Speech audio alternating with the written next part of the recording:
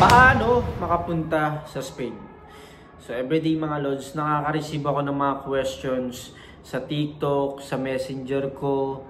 Nagtatanong sila kung paano sila makakapunta dito sa Spain. Kasi nga naman, ang Spain ang isa sa pinakamagandang bansa sa Europa na kung saan tayo mga Pilipino ay po pwede maging residente sa loob lang ng 2 to 3 taon. Tapos po pwede pa tayo maging Spanish citizen. Okay? So, merong mga Pilipino, mga kababayan natin ang galing sa Middle East, sa Saudi, Qatar, Abu Dhabi, tapos sa Poland, sa Hungary. Ayun, ang dami nagtatanong sa akin about mga Pilipino natin, kababayan natin sa Hungary.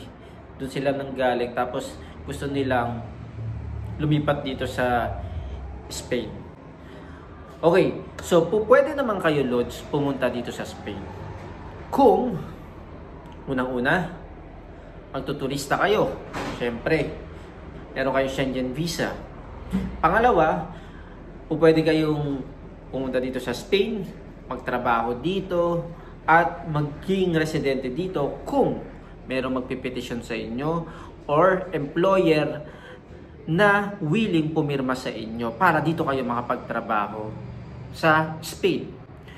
Marami tayong kababayan na pumapasok dito sa Spain na undocumented. Pero hindi ko yun talaga marirecommend sa inyo, lalong-lalo na sa estado ng inflation dito sa Spain. At syempre, mahirap makipagsapalaran sa isang bansa na undocumented ka. Kasi ngayon, unang-una, ang mahal ng renta ng bahay.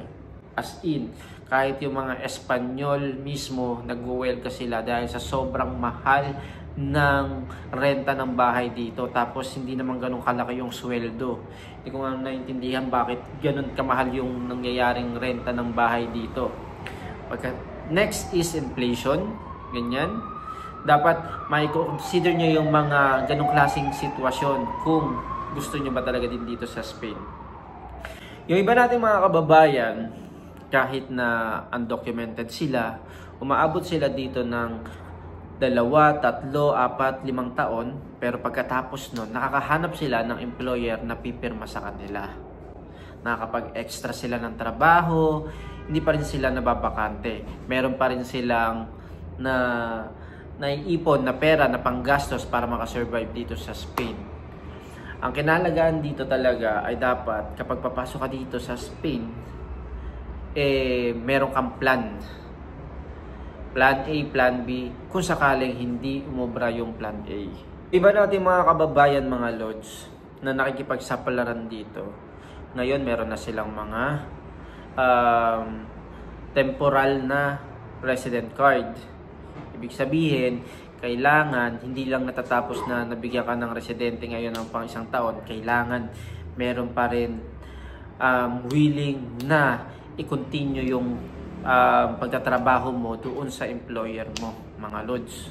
Isa pang tanong ng mga kababayan natin kung may agency ba dito, agency ba na po pwedeng mag-recruit mula sa ibang bansa papunta dito. Sa pagkakaalam ko, mga Lods, walang agency na po pwedeng mag-recruit mula sa ibang bansa papunta dito sa Spain para magtrabaho.